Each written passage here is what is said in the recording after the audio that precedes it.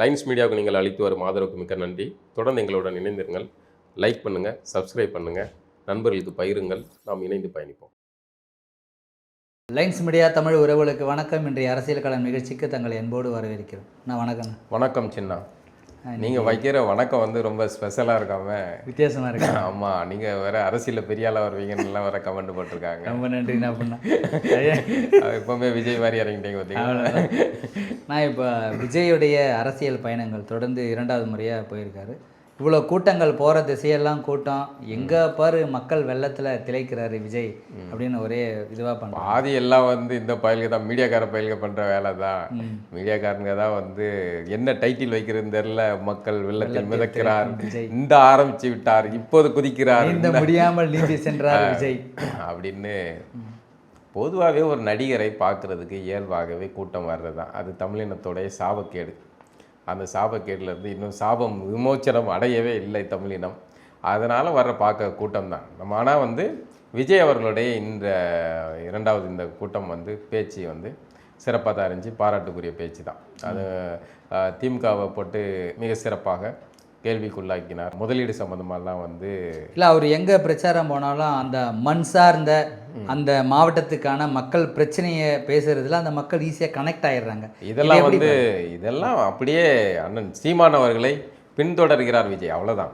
நம்ம இதுக்கு முன்னாடி சீமான் மட்டும் தான் அதை பேசிட்டு இருந்தோம். சீமான் அவர்கள் எந்த பகுதியில் கூட்டம் நடத்துகிறாரோ அந்த மக்களுடைய பிரச்சனைகள் சார்ந்த விஷயங்களை அங்கே பேசுகிறது அப்படிங்கிறது சீமான் அவர்களுடைய வழக்கமான திராவிட கட்சிகள் தான் கிரேக்கம் இங்கே அப்படின்னு ஆரம்பிப்பாங்க. இது இல்லை, ஏன் உள்ளூர் பிரச்சனை பேசு அப்படிங்கிற மாதிரி சீமான் அவர்கள் பேசுகிறார்.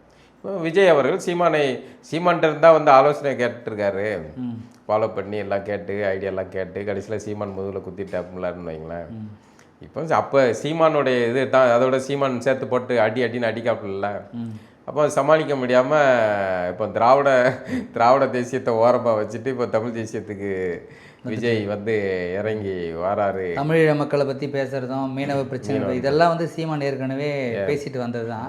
அதை முதல் முறையாக விஜய் தொட்டிருக்காரு. இப்போ திராவிடத்துக்கும் டிவி கேட்கணும் அங்கே பிரச்சனை அப்படின்றாரு. இப்போ சீமானை தொடுறதுல இவருக்கு ஏதாவது பயம் இருக்குமா, இல்லை தேவையில்லாது எதுக்கு அப்படின்னு நினைக்கலாமா? இல்லை, அப்படி இல்லை. தான் வந்து தனக்கு போட்டி வெறுமனே திமுக கூட மட்டும்தான் அப்படிங்கிற மாதிரி ஒரு தோற்றத்தை உருவாக்குறதுக்கு அவர் முயற்சி பண்ணுறார். ஆனால் சீமான் வந்து அடிக்கிறதுனால அவர் தமிழ் தேசிய அரசியலையும் சேர்த்து போட்டு பேசணும். இல்லை, ஒரு அரசியலில் இருக்காங்க அவங்க. திமுக வந்து இப்போ அரசியலில் இருக்குது, அதனால் அவங்கள விமர்சிக்கலாம். இப்போ சீமான் அவர்கள் வந்து இப்போதைக்கு அரசு இதுவில் அவர் கிடையாது, அதனால் ஏன் நம்ம இவர் பண்ணால் அப்படி கூட இருக்கலாம்ல. பொதுவாகவே நீங்கள் அதிகாரத்தில் இருக்கிறவங்கள கேள்வி கேட்குறது தான் சரியாக இருக்கும். இங்கே இருக்கிறது இப்போ விஜய் அவர்களை வந்து சீமான் அவர்கள் விமர்சிக்கிறது அந்த ராமசாமியார் போட்டால் கட் அவுட்டு செட் ப்ராப்பர்ட்டி அதுதான், அதெல்லாம் தூக்கிட்டு வர்றது, திராவிடத்தை தூக்கிட்டு வர்றது அப்படிங்கிறது தான். ஏன்னா தமிழினம் வந்து அதுலேருந்து மீண்டு வர துடிச்சிக்கிட்டு இருக்கு. நீ பழையபடி கூப்பிட்டு வந்து மறுபடியும் அதே இதுக்குள்ளே கொண்டு போய் முக்கி எடுத்தன்னா சரிப்படாதில்ல.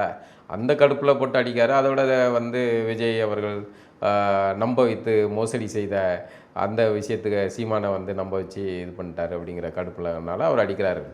அதை அடிக்க வேண்டிய அவசியம்தான்.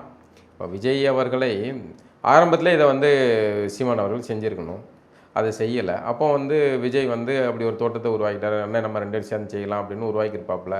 நம்ம 2 பேரும் சேர்ந்து நிற்கலாம் வைக்கலாம் அப்படின்னு அப்படி ஒரு நம்பிக்கை கொடுக்க போய் தான் வந்து இவரும் வந்து அதை ரொம்ப எதிர்பார்த்து இருந்திருப்பாப்புல.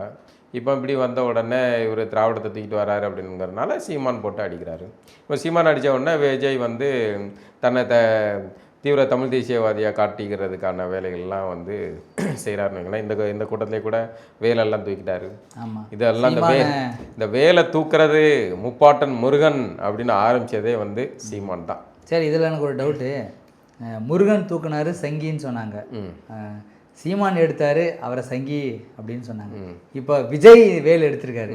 இப்போ விஜய் என்னன்னு சொல்லுவாங்க? விஜய் என்ன ராமசாமியை வேற போட்டோ வச்சிருக்காப்புல, என்ன பண்ணுறது? இது அரசியல்வாதிகள் தானே. இப்போ நீங்கள் பெரியாரை வச்சுருக்கீங்க, பெரியாரை கொள்கை தலைவர் அப்படி இப்படின்னு வச்சுருக்கீங்கன்னா அதுக்கு தான் விலக்கு அடிச்சிருக்கோம்ல. தெய்வத்தை நீங்கள் எதை வேணாலும் கும்பிட்டுக்கலாம், ஆனால் நாங்கள் பெரியாரை வச்சு விலக்கு அடிச்சிருக்காருல, அது பெரியாருக்கு மட்டும் விலக்கு, அதுக்கு மட்டும் விலக்கு. ஆமாம், அரசியல்னு வந்துட்டா நீங்கள் இந்த மாதிரியான எல்லா ட்ராமாக்கள் தானே. அவரும் இல்லாமல் அவர் நடிகர் தானே. இந்த மாதிரியான வேஷங்கள் போடுறது இயல்பானது தான். அது ஒன்றும் ஆச்சரியப்படுறதுக்கு ஒன்றும் இல்லை. எது எப்படியோ நமக்கு முப்பாட்டன் முருகன் வேல் வந்து மீண்டெழுது. தமிழ் கடவுள் முருகனும் மீண்டெழுகிறான், தமிழர்களும் மீண்டெழுகிறார்கள். அது அவசியமானது. விஜய் அவர்கள் தமிழ் தேசிய அரசியல் பேசினா வரவேற்போம், அவர் திராவிடத்தை தூக்கிட்டு வந்தால் சாத்துவோம் அப்படிங்கிற இதுதான் தமிழர்களுடைய நிலை. இப்போ விஜய் வந்து ஸ்டாலின் முதல்வர் வந்து நீ வெளிநாட்டில் முதலீடு பண்ண போனீங்களா இல்லை முதலீட்டு வாங்கிட்டு வர போனீங்களா ஒரு கேள்வி கேட்டார். இது அரசியல் களத்தில் மிகப்பெரிய தாக்கங்க. அது மிகப்பெரிய கேள்வி. இவர்கள் வந்து ஒவ்வொரு நாட்டுக்கு போகிறது, அது நம்ம விஜய் மாதிரி இது பண்ண முடியாதுன்னு பல விஷயங்கள் சொல்கிறாங்க. ஒவ்வொரு இடங்கள்ல எங்கெங்க என்ன பண்ணுறாங்க, என்ன டிரான்சாக்ஷன் நடக்கு அப்படிங்கிறது பரவலாக அரசியல் வட்டாரத்தில் வந்து பேசப்படுதுன்னு வைங்களேன். அதுக்காக தான் இந்த சுற்றுலா போகிறாங்க அப்படிங்கிறது. அதை வந்து விஜய் வந்து வெளிப்படையாக போட்டு கேள்விக்குள்ளாக்கியிருக்காரு. அதெல்லாம் பயங்கரமானது தான். அதெல்லாம் விஜய்க்கு யாரோ ஸ்கிரிப்ட் எழுதி கொடுத்துருக்காங்க, பிரமாதமான ஸ்கிரிப்ட். அதை வந்து விஷயம் தெரியாமல் பேசிட்டாப்ல, தெரிஞ்சு பேசுறாரு தெரில. ஆனால் ஆமாம், ஆனால் அது வந்து சரியானது தான். இது அவசியமானது தான், பேசப்பட வேண்டியது தான். ஒன்று கேட்குறாரு, சும்மா ஏதோ ஒரு வழியில் சம்பாதிச்ச உங்களுக்கே இவ்வளோ இருக்குன்னா உழைச்சி சம்பாதிச்ச இவ்வளோ இருக்கா அப்போ என்னங்க அப்போ அறிவாலயத்தில் இருக்கவங்க வந்து உழைச்சி சம்பாதிக்கல, அவங்க என்ன சொல்ல வர்றாரு விஜய்? உழைச்சி சம்பாதிக்கல, நீங்களாம் வந்து உங்கள் தாத்தா இவ்வளோ தைரியமாக அவ்வளோ பெரிய குடும்பத்தை வந்து எதிர்த்துட்டா தமிழ்நாட்டில் அரசியல் பண்ணிட முடியுமா விஜயால்? இல்லை, அப்படி ஒரு நம்பிக்கையில் பண்ணுறாரு, பண்ண வேண்டியதானாங்கிறேன். இப்போ நம்ம விஜய் வந்து பேசுகிற அரசியல் பிடிக்கல கடந்து திமுகவை விமர்சிக்கிறார் அப்படின்னா, ஆட்சியில் இருக்கிறவர்களை விமர்சிக்கிறார் அப்படின்னா, விஜயை வந்து நம்ம வந்து ஆதரிச்சுட்டு போகிறது அது சரிதான். விஜய் என்ன கண்டென்ட்டு, என்ன பேசுகிறாரு, யார் அடிக்காரு அப்படிங்கிற பொறுத்து நம்ம வந்து அது முக்கியம். அதை வச்சுட்டு நம்ம வந்து விஜய் அதுக்கு திரும்பி மாற்றி இப்படி பேசினார்னா போட்டாப்பு போட்டு சாத்துவோம். இப்போ அவர் வந்து அண்ணா அறிவாலயத்தை கேள்விக்குள்ளாக்குகிறார். அண்ணா அறிவாலயத்தின் முதலீடுகள் எங்கு செய்யப்படுகிறது, முதலீடு ஈர்க்கப்படுகிறதா செய்யப்படுகிறதா அப்படிங்கிறதெல்லாம் கேள்வி கேட்காருல்ல. அதெல்லாம் மிக முக்கியமானது. அதெல்லாம் வரவேற்போம். சரிதான். அது விஜயோட பேச்சு என்ன அளவில் வந்து சரியாக இருந்தது அப்படின்னு. திருவாரூர் கலைஞர் பிறந்த ஊர்லேயே வந்து நீங்கள்லாம் நான் இதை பண்ணேன் அதை பண்ணேன் எல்லாம் அப்படின்னு சொல்கிறீங்க. ஆனால் ஒரு நெல் மூட்டையை அடக்கி வைக்கிறதுக்கு கூட ஒரு குடோன் கட்ட முடியாமல் வக்கு இல்லாமல் இருக்குது. சாலைகளில் ஒரு பேருந்துகள் போகிறதுக்கான தகுதி இல்லாத சாலைகள் அமைச்சிருக்கீங்க. கோடியாக வச்சுட்டு என்ன பண்ண போகிறீங்கன்னா தமிழ்நாட்டை நான் செழுமையாக்கிடுவேன்னு சொல்கிறீங்கன்னு சொல்லிட்டு குறிப்பிட்ட அந்த மாவட்டத்தை வந்து உரிமை கொண்டாடாதீங்க அப்படின்ற அளவுக்கு திட்டிருக்காரு. இல்லை, அதெல்லாம் சரிதான். இப்போ மழை காலங்களில் அந்த நெல்மணிகளை வந்து இது பண்ணுறதுக்கு அது ஒரு சரியான அரங்கங்கள் கட்டி ஒரு அதான ஒரு தகர சீட்டு கூட ஒரு நல்ல சீட்டு போட்டு கொடுத்து குடோன் கட்டி கொடுத்துருந்தா அது எல்லாம் வெளியில் வெம்பரப்பாக வந்து அடிக்க வைக்கிறாங்க. மழையிலெல்லாம் இதாகி போய் வீணாக போகுது. அப்படிங்கிற சூழல், அப்படி ஒரு சூழல் இருக்கும்போது இவர்கள் வந்து கடலில் பேனாவை நட போகிறேன், அங்கே ஊரெல்லாம் வந்து சிலையை திறக்கிறதும் வைக்கிறதுன்னு காசு அதுக்கு வீணாக்குறாங்க. இதெல்லாம் வந்து சீமான் எழுப்பிய கேள்வி தான், எல்லாம் கேள்வி கேட்டது தான். ஆனால் என்னமோ வந்து விஜய் நீங்கள் சொல்கிறது என்னமோ எல்லாமே சீமான் செய்கிறது அப்படியே விஜய் செய்கிறார். விஜய் அப்படியே போடுறா ஸ்க்ரீனை போடுறா அப்படி சீமான் சொன்னார், மதுரை இவனை போடுறா அப்படின்னு. அது மாதிரி விஜய் என்ன பார்த்துருக்காப்ல, அண்ணன் என்ன போடுறாங்க இருக்காப்ல, போடுற ஸ்க்ரீனை அப்படின்னு அண்ணன் சீமான் அவர்களோட பேச்சையெல்லாம் போட்டு உட்காந்து ஃபுல்லாக ட்ரெயின் பண்ணியிருக்காப்புல. கேட்டு பரம்பரம் பண்ணி வந்து ஒரு நடிகருடைய பெர்ஃபார்மன்ஸை பண்ணியிருக்காப்புலன்னு தோணுது. அதனால் என்ன பெர்ஃபார்மன்ஸ் பண்ணாலும் சரிதான். நீங்கள் திமுகவை அடிக்கிறீங்களா, ஓகே சரி, அதை நம்ம வந்து அதில் நியாயம் இருக்குது, சரி அதை ஏற்றுக்கலாம். அதனால் வந்து பழையபடி நீங்கள் எங்கிட்ட வந்து திராவிடம் தமிழ் தேசியம்னு உருட்டாதீங்க. அது வந்து காலப்போக்கில் அது போக போக அது குறைச்சிக்குவார் அப்படின்னு நிறைய பேர் சொல்கிறாங்க. அது வந்து மக்கள் இந்த மாதிரி வந்துருச்சு அப்படின்னா அதனுடைய இது தேவையில்ல. மக்கள் ஆரம்பத்தில் புரிதல் இல்லாமல் சிலர் ஆரம்பிக்கிறது இயல்பு தான். நான் இப்போ சீமான் அவர்கள் விஜய் வந்து கடுமையாக விமர்சிக்காரு, எதுக்கு பெரியாரை தூக்கிட்டு வராரு அப்படின்ட்டு. இதே பெரியாரை தூக்கி சுமந்தவர் தானே இவர். இத்தனை வருஷம் கழிச்ச பிறகு தான் இப்போ தான் வந்து பெரியார் வந்து திருக்குறளை மலம் சொன்னாது, அப்புறம் வந்து தமிழில் காட்டுமிராண்டி மொழின்னு சொன்னதெல்லாம் வந்து சீமான் அவர்களுக்கு இப்போ தான் தெரியுதா? அப்போ நீங்கள் மேடையில் தூரம் வந்து பெரியாரை தூக்கி சுமந்து பேசினப்போ அப்போ பெரியாரை படிக்கலையா? நேர்மையாக கேள்வி கேட்பேன். பெரியாரை படிக்காம தான் இப்போ நீங்கள்லாம் ஊரெல்லாம் பெரியாரை தூக்கி சுமந்தீங்களா? கேள்வி எழும் இல்லை. அப்போ பெரியாருடைய இந்த அடிப்படையான விஷயங்கள் அப்போவே தமிழ் தேசிய பெரியவர்கள்லாம் பேசியிருக்காங்களே. தமிழை காட்டுமிராண்டி ஒழின்னாரு, இந்தியை வந்து இந்தி கிளர்ச்சி பண்ணுறவங்கள வந்து காளிகளை சுட்டு தள்ளுங்கன்னாரு, இந்தி திணிப்புக்கு எதிராக அப்படிலாம் பேசினவர் தானே. அதெல்லாம் இப்போ வந்து அண்ணன் சீமான் அவர்கள் படிக்காமல் வந்து பெரியார் நம்மகிட்ட வந்து மார்க்கெட்டிங் பண்ணாரா? அப்போ அந்த நேரத்தில் ஒன்றும் தெரியாதுன்றீங்களா? இல்லை, அப்போ தெரியாமல் தான் பண்ணீங்களான்னு கேட்குறேன். நான் சந்தேகத்தில் தான் கேட்கேன். அதே மாதிரி விஜய்க்கும் அந்த சந்தேகம் வரலாம், பின்னாடி மாறலாம்.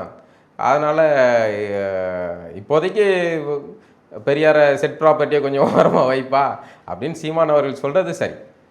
அதை விஜய் ஏற்றுக்கிட்டா அப்படின்னா நம்ம அதை வந்து சரி அப்படின்னு விடலாம். ஆனால் வலுக்கட்டாயமாக கொண்டு வந்து இங்கே திணிச்சா தமிழர்கள் வந்து விட மாட்டாங்க. சீமான் இல்லை, தமிழர்களுடைய அடுத்த தலைமுறை வந்து அதையெல்லாம் ஏற்றுக்காது. அது முடிக்கிறதுன்னு முடிச்சாச்சு. திராவிடத்தை சோழியை முடிக்கிறது முடிப்பு தான். இப்போ நிறைவாக வந்து சமீபத்தில் காசாவில் நடந்து கொண்டிருக்கிற போராட்டம், அது ஒரு இனப்படுகொலை குறித்து போராட்டங்கள் பண்ணாங்க, இப்போ இடதுசாரிகள் போராட்டம் பண்ணாங்க. ஆனால் இதே போராட்டம் பண்ண இந்த நபர்கள் வந்து தமிழகத்தில் நடந்த பல்வேறு அரசுக்கு எதிராக மக்களுக்கு நிறைய நடந்த அநீதிகள் நடந்து யாரும் போராடல அப்படின்னு பரவலாக மக்கள் கேள்வி கேட்குறாங்க. அது எப்படி போராட முடியும்? அது ஆட்சியில் இருக்கிறது வந்து திமுக இல்லை, திராவிட மாடலில். திராவிட மாடலுக்கு ஒரு உடம்புல ஏதாவது ஒரு தூசி பட்டால் வந்து தாங்க முடியாதுல்ல. இது காசா, பாலஸ்தீனம், இஸ்ரேல், அது தூரத்தில் இருக்குது. அதனால் அவர்களுக்கு பேசலாம். காசா அந்த குழந்தைகள் அந்த காணொலிகள்லாம் பார்த்தா வந்து மிக கொடூரமான ஒரு இனப்படுகொலை தான். அந்த மக்களுக்கு வந்து தீர்வு தேவை. அந்த குழந்தைகள் பாதுகாக்கப்பட வேண்டும், காசா மக்கள் பாதுகாக்கப்படும், பாலஸ்தீனம் வந்து இதாக வேண்டும், பாலஸ்தீனியர்கள் பாதுகாக்கப்பட வேண்டும், 2 இடத்துலையும் சுமூகமான உடன்படிக்கை வர வேண்டும். இதெல்லாம் வந்து 100% தேவையானது தான். ஏன்னா எங்கே குண்டு விழுந்தாலும் நம்ம மேலே விழுந்த மாதிரி தானே, எல்லாத்துக்கும் வழி ஒன்று தானே. அந்த பிள்ளைங்களை பசியோட தவிச்சு செத்துக்கிட்டு இருக்கு. அதெல்லாம் பார்த்துட்டு என்னடா இது வந்து இந்த காலத்தில் அப்படி நடக்குது அப்படிங்கிறது நம்ம ஈழத்தை வந்து நினைவுபடுத்துது. ஈழத்தில் அவ்வளோ கொத்து கொத்தாக கொண்டு போட்டு கொன்னீங்க. அப்போது நம்ம வந்து என்ன கேட்குறோம்னா, இப்போ நம்ம வந்து அதை வந்து குறையாத சொல்லலை.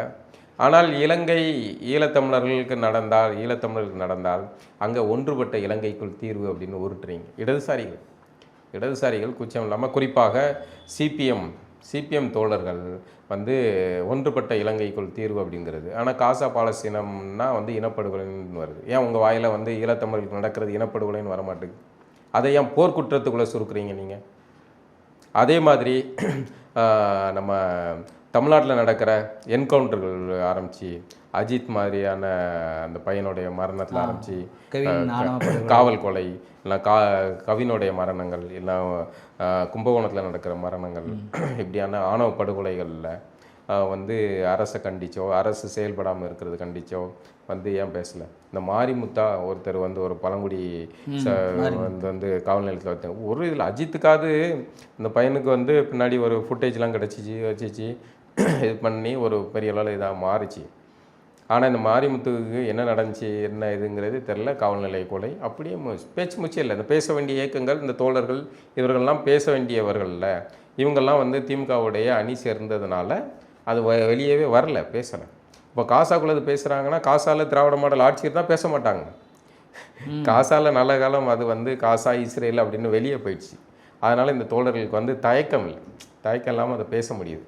இந்த தோழர்கிட்ட நம்ம வைக்கிற கேள்வி, ஈழத்தமிழர்களுக்கு நடக்கிறதும் இனப்படுகொலை தான். தமிழ்நாட்டில் நடக்கிற அநீதிகள், காவல்நிலை கொலைகள் தான். இதுவும் கண்டிக்கப்பட வேண்டியது. இதற்காகவும் பேசுங்க தோழர்களே, பாயிண்ட் வரட்டும், அமைதியாக இருக்காதீங்க அப்படிங்கிறத மட்டும் கோரிக்கை. மீண்டும் நிகழ்ச்சி சந்திப்போம். நன்றி வணக்கம்.